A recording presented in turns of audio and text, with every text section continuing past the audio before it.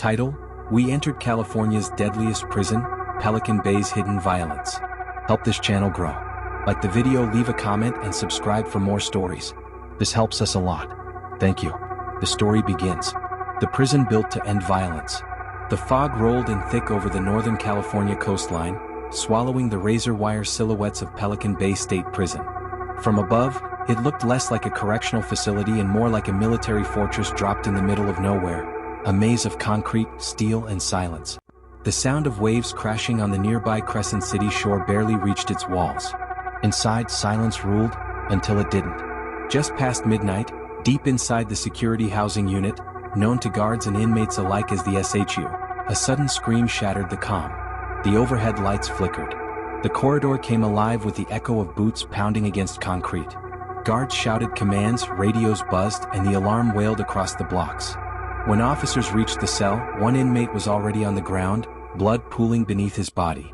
The weapon, a crude knife made from melted plastic and sharpened metal, was nowhere to be found. His attacker had vanished back into his own cell, calm, silent, and waiting. This was Pelican Bay, California's most feared Supermax, a prison designed to control violence but instead became its perfect breeding ground. In the late 1980s, California faced a prison crisis unlike anything the country had seen. The Mexican Mafia, Aryan Brotherhood, and Nuestra Familia had transformed ordinary prisons into command centers. Murders were ordered from payphones. Drugs moved across cities through coded messages. Guards were outnumbered, outsmarted, and overpowered by men serving life sentences who had nothing left to lose. The state's solution was radical, a new kind of prison built not to rehabilitate but to isolate. In 1989, Pelican Bay opened its gates. It was a Supermax prison in the truest sense, a facility created to bury California's most violent inmates in total silence. Everything about Pelican Bay was engineered for control. Its location was remote, surrounded by redwood forests and fog banks near the Oregon border, far from media, families, and urban life. Lawmakers said the isolation would weaken the gang's reach. Inside, the design was pure psychological warfare. Windowless concrete cells, automated steel doors, and yards the size of dog kennels where inmates exercised alone for 1 hour a day. Each man in the SHU lived inside an 8 by 10-foot box. No phone calls. No visits except through glass. No physical contact. For 22 to 23 hours a day they sat in silence. No sunlight, no voices, no sense of time. The state promised this would break the cycle of violence, that isolation would crush the gang's power. But the opposite happened. Inside those concrete boxes, the gangs adapted. They began communicating through air vents, tapping messages through pipes, and writing coded letters that slipped past inspections. Entire drug operations and murders were organized through signals sent between cells. Pelican Bay had not silenced them, it had turned them into ghost commanders, leading from the shadows. The first riot came within months.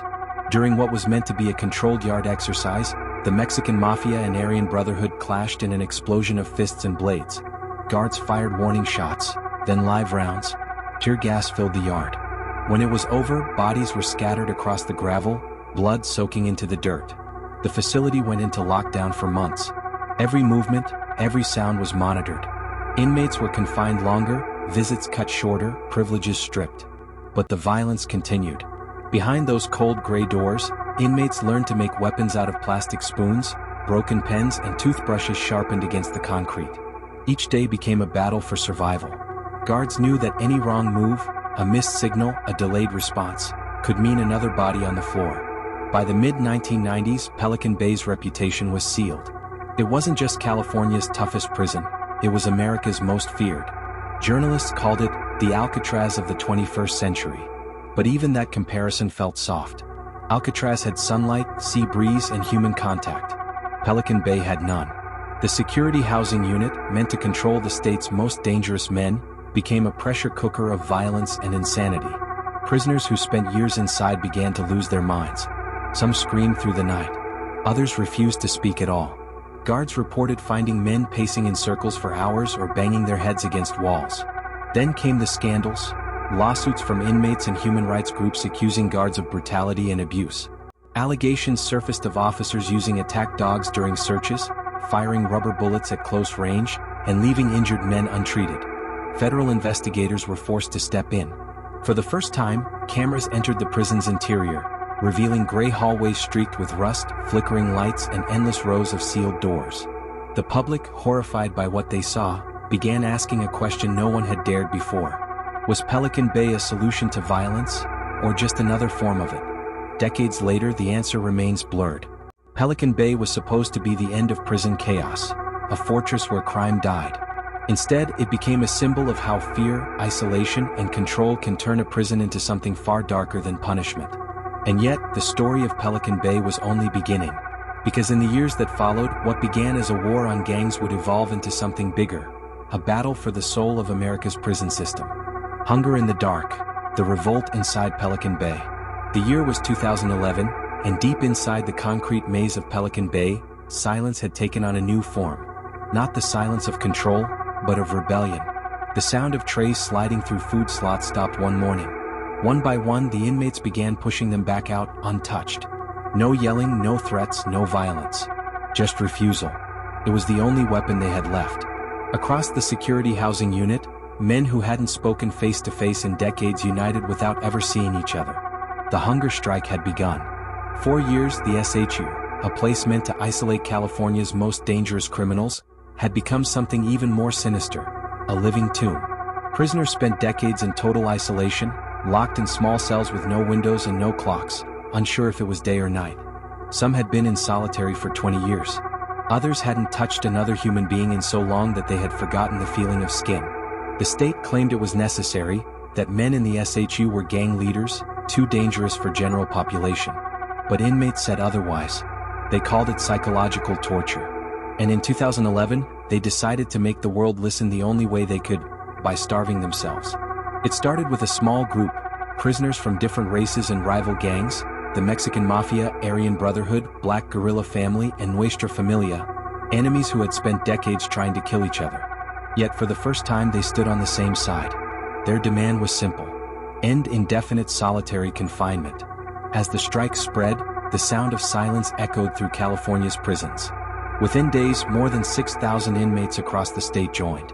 At Pelican Bay, guards walked the tiers with trays of untouched food. The smell of uneaten rice, beans, and bread filled the air. Men lay motionless on their bunks, conserving energy, their faces pale, lips cracked. Outside, families and activists gathered in protest. They held signs reading "End Torture in California" and "Stop Solitary Now." News vans arrived in Crescent City, their satellite dishes pointed at the prison gates. For the first time, the outside world looked in. Inside, however, the hunger strike was tearing men apart. Guards reported inmates collapsing in their cells, too weak to stand. Some had lost over 20 pounds in 2 weeks. Prison doctors warned that organ failure was imminent. But the inmates refused to give up. They said they'd rather die on their terms than live in silence another day. "I'm already buried alive," one prisoner told a reporter through a smuggled letter. "If I die, at least the world will finally see my grave." The California Department of Corrections tried to downplay the protest. Officials labeled the hunger strike as gang manipulation, claiming leaders were using it to gain power. But leaked photos of emaciated inmates and testimonies from families told another story, one of men reduced to ghosts by years of isolation. Each passing day, tension grew. Guards were caught between orders and empathy. Some admitted privately that they understood the protest, even if they couldn't say it out loud. "You can feel it in the air," one officer said.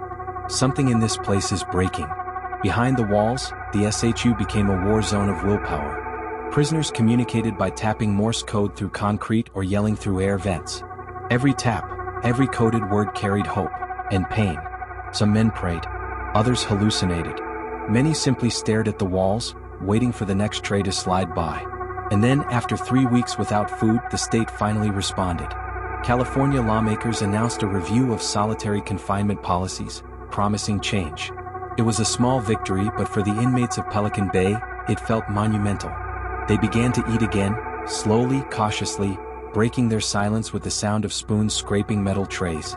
But everyone knew it wasn't over. The hunger strike had planted a seed, one that would grow into something much bigger. In the years that followed, reports began to surface that exposed what life inside Pelican Bay truly meant. Men who spent years in the dark developed severe mental illnesses, paranoia, depression, hallucinations. Suicide attempts skyrocketed.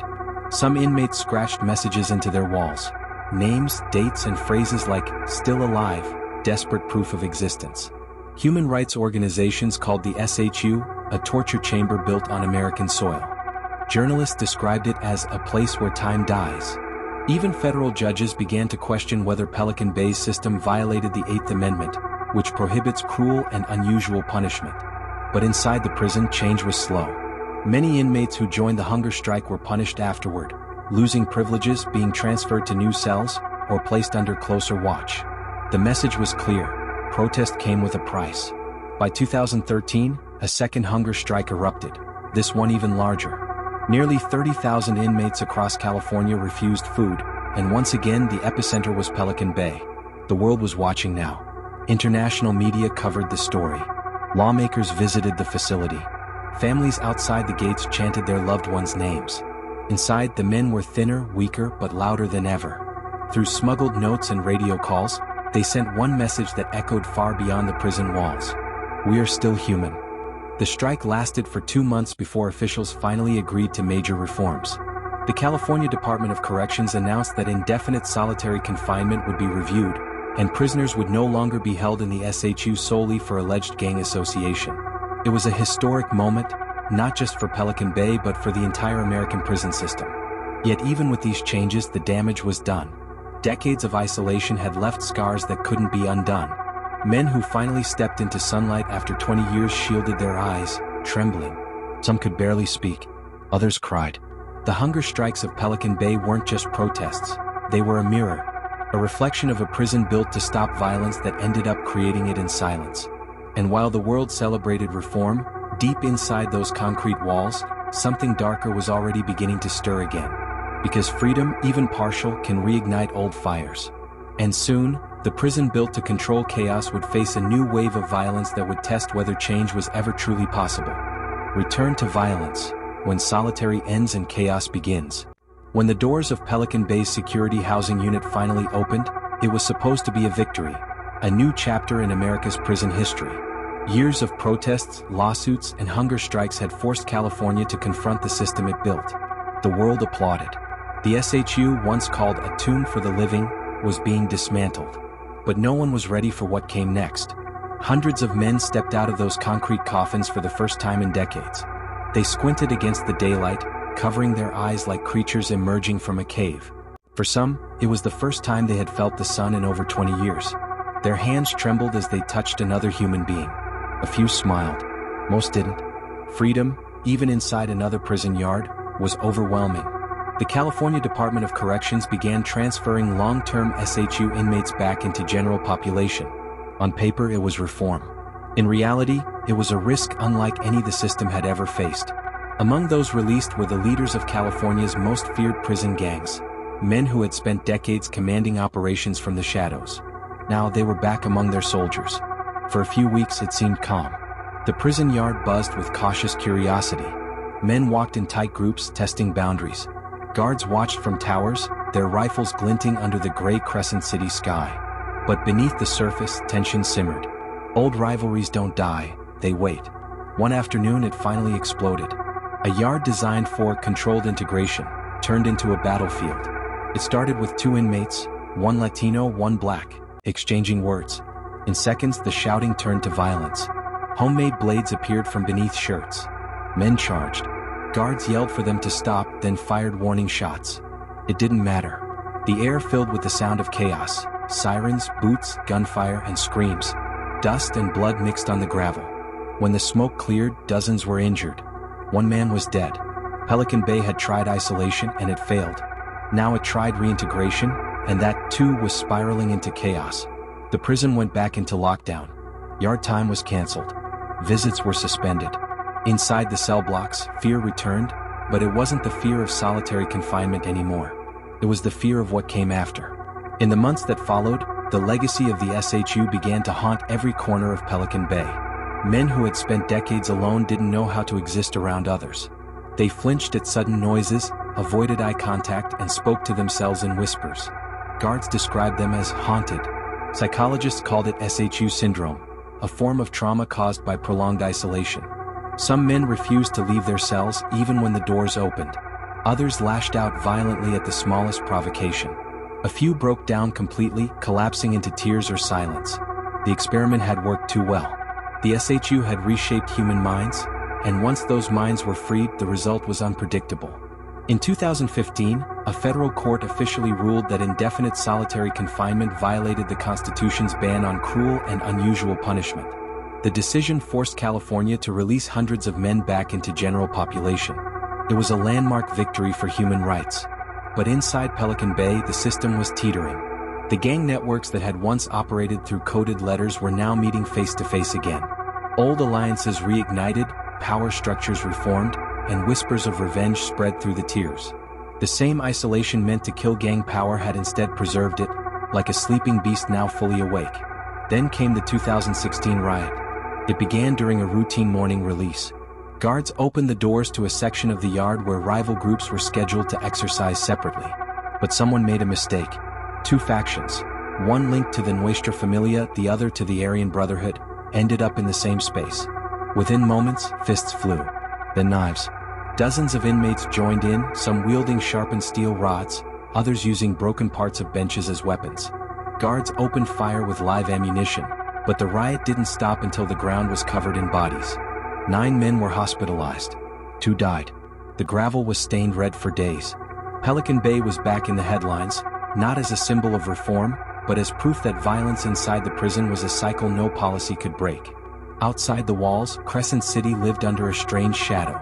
The prison provided jobs and economic stability, but it also carried a constant sense of unease. Locals whispered about guards being followed after their shifts, about gang threats scrawled on car windows, about families too afraid to talk about where their loved ones worked. For the guards inside, the toll was unbearable. Years of tension, trauma, and fear left scars that matched those of the inmates. Some officers admitted suffering nightmares, paranoia, and alcoholism. One guard told a reporter, "You don't leave Pelican Bay when your shift ends. It follows you home." The violence didn't always stay within the walls. Investigators traced several gang-related murders in Los Angeles and Oakland back to coded messages that originated in Pelican Bay. Even in reform, the prison remained the command center of California's underworld. And then came another storm, the pandemic. When COVID-19 hit in 2020, Pelican Bay's concrete walls turned from cages into contagion traps. The same cells once built for isolation now became breeding grounds for infection. Guards and inmates alike fell ill. Quarantines locked entire units down for weeks. Families outside begged for information, but the silence was deafening. Inside, fear mixed with chaos. Masks were scarce, sanitation was limited, and medical response was overwhelmed. Some prisoners described watching cellmates cough themselves to death. Others said guards were too afraid to enter the blocks. Yet even in the midst of a global pandemic, violence found a way. During one quarantine, 2 inmates in isolation managed to attack each other using improvised weapons. No one could explain how it happened, or why. It was as if Pelican Bay's DNA refused peace. By 2023, the SHU was nearly empty. Many of its cells stood abandoned, their walls etched with carvings, names, dates, prayers, and curses. Guards who patrolled the empty tiers said it felt like walking through a graveyard. But the ghosts of Pelican Bay didn't stay silent. Many of the men released from solitary returned to society carrying trauma that couldn't be undone. Some couldn't sleep without walls around them. Others couldn't stand crowds or sunlight. A few reoffended within months, desperate to go back to the only world they understood. The prison story had come full circle. A facility built to stop violence had instead created it, reshaped it, and exported it. Today, Pelican Bay still stands, a fortress in the fog, both a monument to fear and a warning to the future. Its name carries weight across the country, whispered in documentaries, courtroom hearings, and late-night news segments. To some, it's still a necessary evil, a cage for the worst of the worst. To others, it's a crime scene, proof that America's war on crime went too far. But one truth remains. Behind those cold walls, silence was never peace. It was pressure that built, cracked, and erupted again and again. And even now, if you stand outside Pelican Bay at night, the wind carries the sound of the ocean, and something else. The faint echo of boots, shouts, and the distant clang of metal. Reminders that inside those walls, the war between control and chaos never really ended.